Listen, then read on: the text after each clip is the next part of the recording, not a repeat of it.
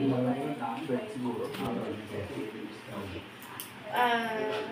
ang BP mo. Ano pong usual na BP mo? Hindi ka nag-BP. Sige, mataas kasi BP nyo ngayon. Dok, meron siyang gamot na pwedeng inumin para sa BP. Hindi po, sa asawa ko lang. Sa work ko kasi. Ano kailangan? Yung sa dugo niya para mag-normal. Meron siyang pwedeng inumin. Ang monitoring muna, hindi tayo agad magbibigay ng para sa BP ko ba? Monitoring muna kasi kailangan natin makita yung trend ng BP nyo. Hindi kasi yung porket tumaas na yung high blood na agad yun. So, dapat makita natin yung kung kaya mag-BP araw-araw. So, yun. Pero ngayon, anong nararamdaman? Dati ito yung sumasakit sa akin eh. May ininom na kayo ba? Wala pa. Sa mata, nagpa-check up na po. Wala ba sa lamin? Hindi ka lang sa lamin. May iridigas. Ridigas lang. Pero hindi pa, na-check talaga yung mata kung yung may astigmatism. Nung nagtanong pa wala. Wala. So yun, pwedeng sa mata rin kasi, pwedeng, maraming factor. Yun nga rin, Dok, sabi ko sa kanya, baka sa matay niya. So magpaano na lang muna sa mata kasi yung BP nyo ngayon, 140, 100. Pwede kasi siyang tumaas dahil may sumasakit or pwede may sumasakit sa ulo dahil mataas ang BP. So, hindi natin maano. Dok, ano ko lang po, Dok, meron kasi siyang kulahin dito. Sa singat po. Oo po, tinubuan siya ng kulahin dito. Tapos, ang sakit ng balakang niya. Pero pina-examine ko na po yung ihi niya ngayon, tsaka yung dugo. Nakuha na. Wala, may result na. Ngayon pa lang. Pati yung uric acid niya. Para yung sa resulta sana tayo magtuga. So, doon natin hintayin yung anong na ano bang dugo, ihi, tsaka uric Yung acid. uric niya po. Creatinine. Creatinine din. So, Pina-check ko na din.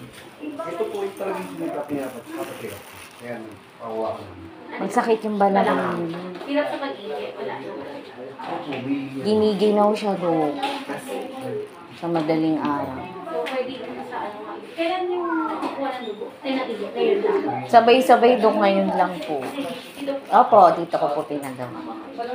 hindi pa ata yung resulta.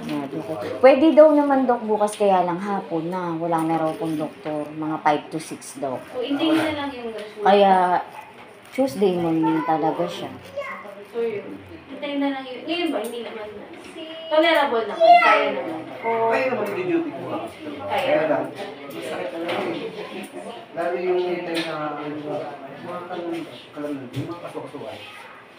Pwede sa uric acid. Nagpakuha ng uric acid. Nagpa-check na nga ako, Dok. Kasi, Dok, parang medyo may maga siyang konti dito. Ngayon, wala. Wala din, masakit yung dito na Parang medyo na maga. I-reliever na lang sa ngayon. hindi wala yung Wala ngayon. So, hintayin na natin yung resulta. Parang may basihan, no, Dok. Oo. So, ang ano nyo lang ngayon, ang advice ko yung sa BP, monitoring lang. Kung kaya ma. Meron pang BP ba sa bahay? Meron po ako. Ayun. So, ano yung digital? Yung di battery, Dok. Okay. So, ano yun na lang, umaga, at least twice a day, umaga sa gabi. Yung nakapahinga, hindi busog, hindi galing sa lakad, sa init, hindi rin bagong kape.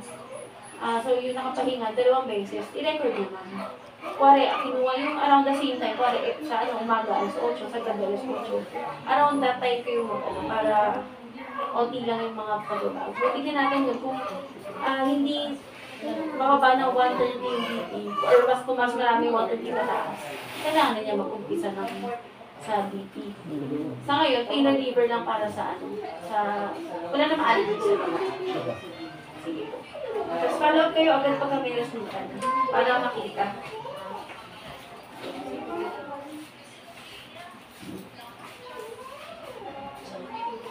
Yung saan sir, wala naman dugo sa isip. wala, pero mapagiging yung pag-isip sa Okay. Sige, pwede na rin tayo mag-antibiotic mukhang UTI na rin. Kasi yung nag-ano ko. May urine test siya, Dok. Kaya lang may record kasi, Dok. Hindi nila makita. Record ng alin po? Ng urine niya, Dok. Ay, yung resulta? Opo. Okay lang, di naman na ano yun. Kasi matagid July pa yun. Pero yung hindi mo sa akin yung doktor. Tapos hindi ko na tuloy yung tigay. Ay, kaya. 2 days na. Dapat kasi sir, pag antibiotic, tatapos na yun. Yung wala nang dagdag. Hindi, Kasi, Dok, wala na siyang naramdam. Hindi, kahit walang nararamdaman, Hindi basta mo, nag-upisa. kung ano yung naramdaman ko ngayon. Parehas, Dok, eh. Mukhang Oo. Nangangatog, Dok. Bigla akong nilalamig. 41. Okay. Sige, magbigay tayo antibiotics or tatapusin ng 7 days kahit wala nang maramdaman, ha? Kaya naman po namin noon.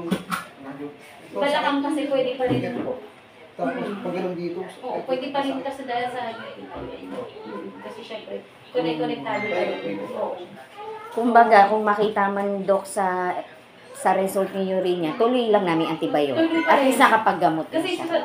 pwede naman na tayo maggamutan base sa symptoms. Yes, Dok. Pang-support lang yung laboratory.